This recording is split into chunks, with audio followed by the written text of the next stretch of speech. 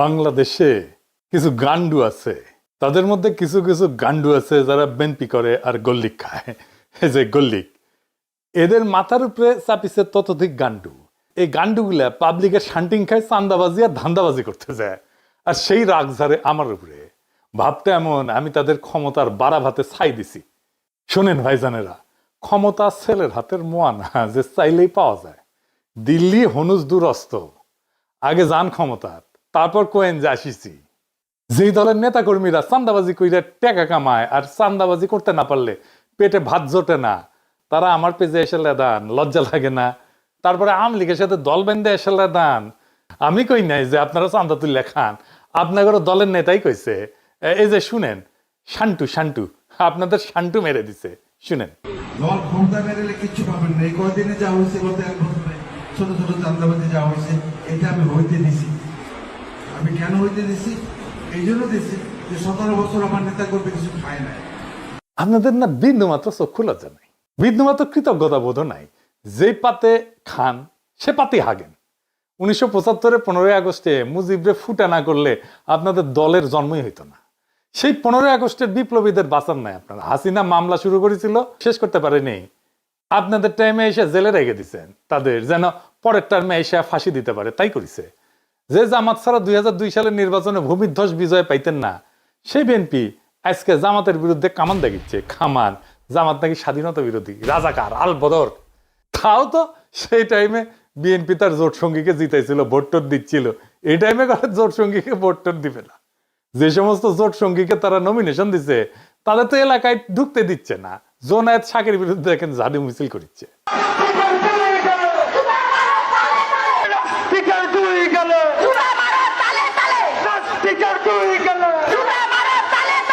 Junayed শাকিরের nomination দিবে BNP, তাই মানে তাতেই ওদের পুচ্ছে আগুন ধরে গেছে। নূরের পটুয়াখালীতে নমিনেশন দিয়েছিল বিএনপি, তারপরে নূর গেছে এলাকাত ক্যাম্পেইন করতে। এলাকায় বিএনপি নেতা কর্মীরা ওরে অবরুদ্ধ করে রাখছে। যতগুলো আসন বিএনপি তার জোট সঙ্গীদের দিবে না, সব কটাই একই ঘটনা ঘটবে, আর ওই আসনগুলো হারবে বিএনপি। যাই হোক, যেটা নিয়ে আলাপ শুরু করবো কইছিলাম, কি ঘটিছে গত পরশু সেটা নিয়ে কথা বলি। কেন ওয়াকারের চোখে অশনি সংকেত দেখেছি আমি পরশুর ঘটনা।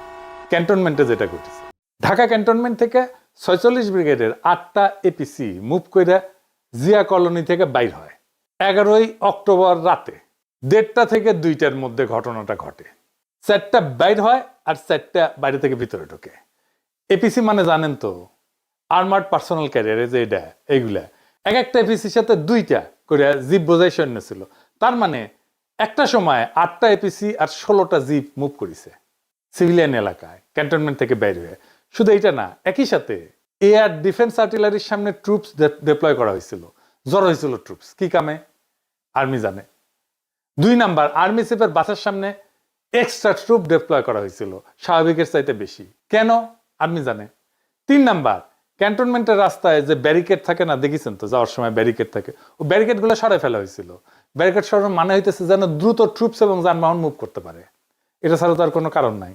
আমি এটা যেভাবেই হোক খুব অথেন্টিক সোর্স থেকে জানিছি, এটা লাইভ করি, এবং আমি আশঙ্কা করি যে এটা একটা কু অ্যাটেম্প হইতে পারে। কেন এটা কু অ্যাটেম্প হইতে পারে? একটা 111 যে হইতে পারে, এটা তো বিএনপির মির্জা ফখরুল বহুবার বলছে। এই যে দেখেন পত্রিকাত বাড়িয়েছে, এইটা সাহেব শুনে দেন নিজের মুখে কি কইছে। আমি সব কথা সব জায়গায় খুলেও বলা যায় না, কিন্তু আমি আশঙ্কা করি যে আমরা যদি ঐক্যবদ্ধ না থাকি, আমরা যদি সতর্ক না থাকি, তাহলে কিন্তু 1-11 মতো ঘটনা ঘটা এখানে অস্বাভাবিক কিছু নয়। 111 তো কুই ছিল নাকি? তো নিজের দলের নেতা 111-এর কথা কয়, আর আর্মি কুয়ের সম্ভাবনার কথা কইলে বিএনপির লোকেরা হাসাহাসি করে। মানে কই যায়। তা আমি এটা নিয়ে একটা লাইভ করি, কই যে এটা কুয়ের একটা প্রচেষ্টা হইতে পারে। আর রাস্তায় নেমে আসতে বলি ছাত্রদেরকে, যদি রাস্তায় এপিসি নামায়। ড্রাইভার কিছুক্ষণের মধ্যে আমরা জানানো হয় যে সোর্সেই হোক যে এটা একটা রুটিন এক্সারসাইজ, এবং আমি সাথে সাথে ব্যাখ্যা করে পোস্ট দিচ্ছি এই যে এটা। তারপরে তো শুরু হইলো ট্রল, এক একজন এক এক কথা কয়। ইন্টারেস্টিং হইতেছে, যেমন কেউ কেউ কইতেছে আমারটাকে লোক আসে নাই, যদিও আমি ব্যাখ্যা করে দিছি যে এটা আর্মি থেকে জানানো হয়েছে যে এটা রুটিন, এটা এক্সারসাইজ, রোটেশন হইতেছে। তো কয় যে আমারটাকে লোক আসে নাই, তো ভালো কথা। আবার একই লোক আমারে কয় যে আমি মবস্টার, তা আমার কথায় যদি লোক না আসে তাহলে আমি মব কেমনে তৈরি করি? আর আমি যদি মবই তৈরি করি তাহলে আমারটাকে লোক আসবে না, এটা কেমনে হয়? হ্যাঁ, আমার ডাকে লোক আসে নাকি আসে না সেটা তো প্রমাণ হবে রাজনৈতিক লড়াইয়ের মাঠে। আমি তো রাজনৈতিক দল করি না, আমার কোনো দল নাই।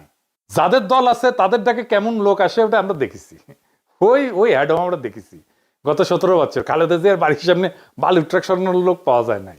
হ্যাঁ, আর এখন হ্যাডমের একেবারে হারকিউলিস হয়ে গেছে। অফিসের সামনে কর্মীর চাইতে পুলিশ বেশি থাকতো, দেখেছেন? সাধারণ মানুষকে রাজনৈতিক কর্মসূচিতে সম্পৃক্ত করার, আকৃষ্ট করার ক্ষমতা একজন রাজনৈতিক দলের বাইরের ব্যক্তি হিসেবে খুব অল্প কয়েকজন মানুষের আছে। খোদা তাআলার কৃপায় তার মধ্যে তালিকার নিচের দিকে হইলেও আমার নামটা থাকবে, একদম শেষ দিকে হইলেও থাকবে। কতদিন থাকবে জানি না, যতদিন সাধারণ মানুষের কথা বলবো ততদিন তো থাকবে, আশা করা যায়। আর ওই শক্তি যখন মাঠে দেখাবো তখন ওই ঠাপের ব্যথা 1 সপ্তাহ যাবে না, কলে কয়ে দিচ্ছি সব জাউরাগুলোকে। যাই হোক, এখন আসেন দেখি কু করতে কত সেনা লাগে। মুজিবরে ফুটা করতে সাকুল্যে 300 সোলজার গেছিল, জিয়াকে হত্যা করতে গেছিল মাত্র 40 জনের একটা দল। একটা কু করতে বেশি লোক লাগে না রে বেকুবের বাচ্চা গান্ডু। বাংলাদেশ ঘর পড়া গরু, তা আমরা সিঁদুরে মেঘ দেখলে ভয় পাবো। 8টা এপিসি আর 16 জিপ সৈনিক যে কোনো দুর্ঘটনা ঘটানোর জন্য যথেষ্ট। নিজেদের একটা নৌবহর শান্তির সময় এক জায়গা থেকে অন্য জায়গায় গেলে শত্রু দেশকে ইনফর্ম করে সেনাবাহিনী, সিভিল প্রশাসনকে না জানায়। গভীর রাতে এপিসির মুভমেন্ট এটা কোনোভাবেই গ্রহণযোগ্য না, সোজা কথা, ফুল স্টপ। আমার আশঙ্কা যে এটা ওয়াকার একটা পরীক্ষা করেছে যে আমরা কেমন রিয়াক্ট করি। গান্ডুদের আফসোস যে এটা কেন পিনাকে আগে জানলো, তারা কেন জানলো না আগে? আগে জানবো কেমনে রে বেকুবের বাচ্চা, তোরা তো নিজের দলের নেতাকেই রক্ষা করতে পারিস, তোরা তো ঘুমেছিল যখন জিয়াউর রহমানকে খুন করে, হত্যা করে। চট্টগ্রাম ক্যান্টনমেন্ট থেকে ওই চট্টগ্রাম সার্কিট হাউস এটা 10-11 মাইল না 12 মাইলের মতো না? এই 12 মাইল আসলো একটা গ্রুপ সন্দেহজনক ইয়েতে, কেউ খেয়াল করলো না। এই তো হইতেছে ইন্টেলিজেন্স। তো ঘুমেছিল কে তোরা? তো তো জায়গায় থাকলে কবার পারলুনি যে আমরা যাচ্ছি বাঁচানোর জন্য, যাচ্ছি আমাদের প্রেসিডেন্টকে? পারিস নাই তো। সজাগ থাকলে তো করবো। তো ঘুমাস তো, নাক ডেকে ঘুমাস, তা ঘুমানোর সময় আবার নাকও ডাকে তোকে। এডিটর সাহেব, নাক ডাকার একটা সাউন্ড দেন, ক্যাঙ্কা নাক ডাকে বিএনপির লোকগুলো, সেটা দেখিয়ে না। কেউ কেউ কইতেছে, আমি আরো কেন কনফার্ম হইলাম না, আর আমার কাছে তো রিয়েল টাইম তথ্য আছে সিভিল প্রশাসনের শীর্ষ পর্যায় থেকে। 46 ব্রিগেডের ব্রিগেড কমান্ডার মফিজুলের ফোনে 1000টা ফোন করা হয়েছে নানা মানুষকে দিয়া, আর মফিজ মিয়া ফোন ধরে না। তো আপনার কি মনে হয় যে সে ঘুমাইতেছিল? মোটেই না, ইচ্ছা করে ফোন ধরে নাই। এই সময় কি করা যায়, কি করা উচিত? চুপ করে বসে থাকা, কনফার্ম করা, আর কি করে ফেলবো? এই প্রসঙ্গে কর্নেল মুস্তাফিজের বক্তব্য শুনি কি কইছে। পিনাকি তাকে দেখছেন না একটা লাইভ করতে, যে 46 ব্রিগেডে একটা মুভমেন্ট হয়েছে। হ্যাঁ, this is a routine movement, but এটা প্ল্যান করে এখন নিয়ে আসা হয়েছে। কাদেরকে থামানোর জন্য? যে ছেলেগুলা রাস্তা নামছিল বলার জন্য যে এই যারা গুম খুনের সাথে জড়িত তাদেরকে পুলিশের কাছে হ্যান্ড ওভার করে দিতে হবে, তাদেরকে যেন জেনারেল ওয়াকার বাঁচাইতে না পারে। এটা কভার করার জন্য একটা চিকন বুদ্ধি করছে।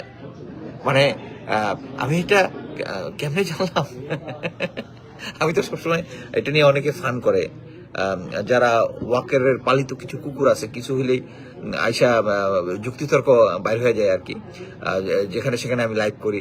ওই কুকুরগুলা তখন এই যে এই সুযোগটা নিছে আর কি, কুকুরগুলা দিয়া স্প্রেড করা যে সাপও মারলো লাঠি মানে ভাঙলো না, কি যে এই এপিসি মুভমেন্টটা ইচ্ছা করে এই টাইমে করা হয়েছে যেন এটা একটা থ্রেট হয়। সবাই যে গরম হয়েছে, আমি জাস্ট ভারমন্টের দিকে আইসা আলবেনিতে লাঞ্চ করার জন্য রেস্টুরেন্টে উঠছি, সাথে সাথে 4-5 জন আমাকে ফোন করছে যে এই হইতেছে হোয়াট ইজ দ্য নিউজ।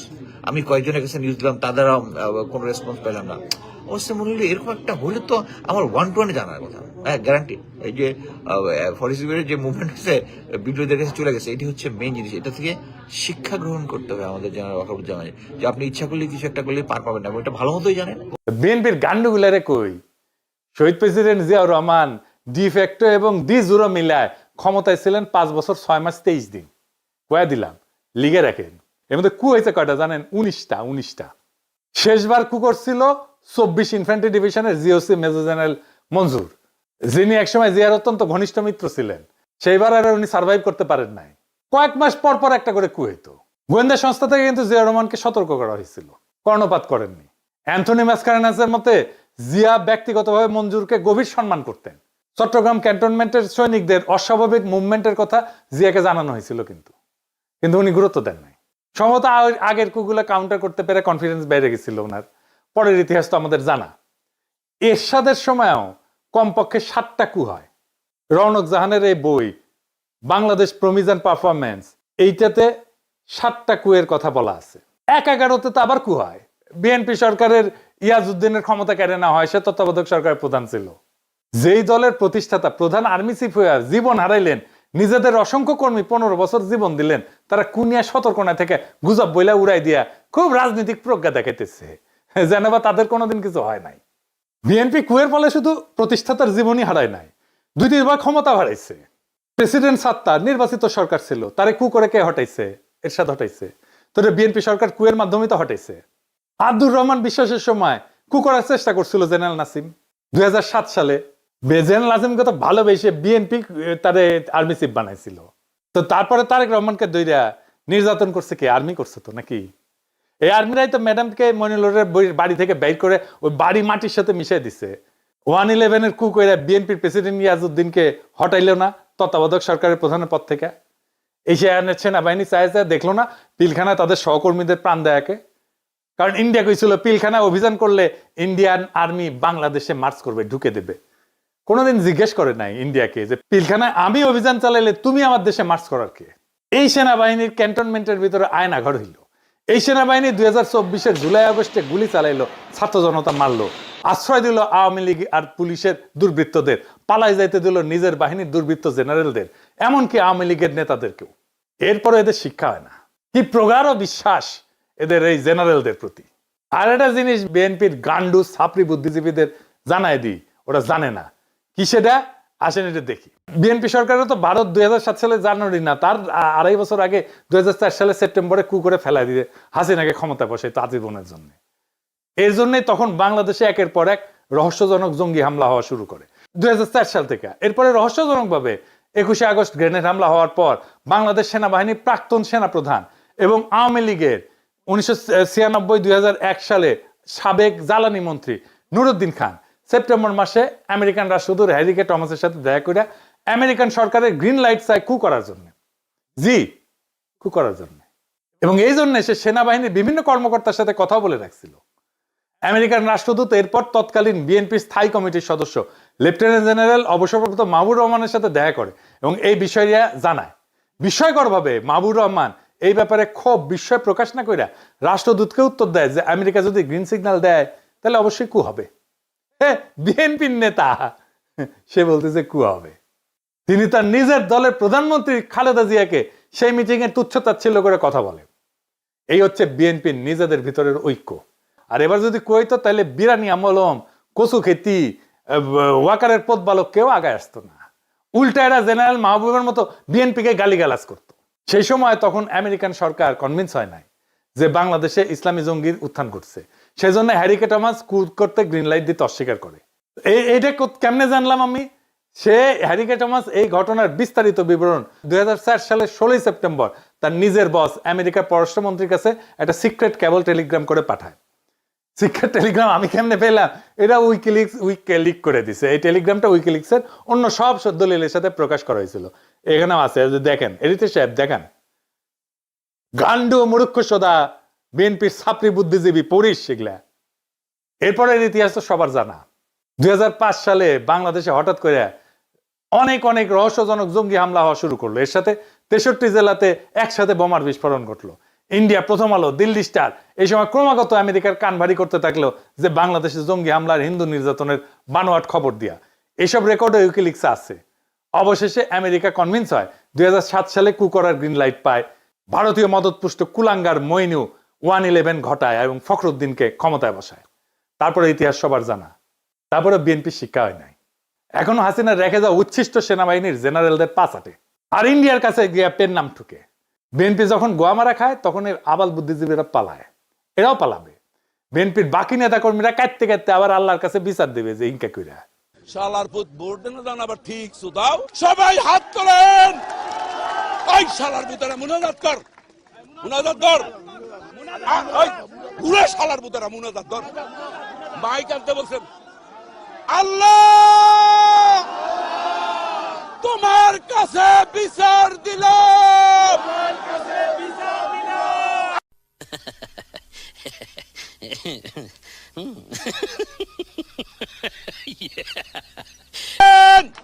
আল্লাহর কাছে ওই শালার বুতেরা ধর শালার বুতেরা আরে বাড়াই দা হয় না আল্লাহর কাছে বিচার রইলো ও ভাই স্লোগান দেন না এবং স্লোগান দিবি মেরাম এবং এই রকম বিচার আল্লাহ সহ্য করবে না যার ওই তুমি ঠিক দাও কেন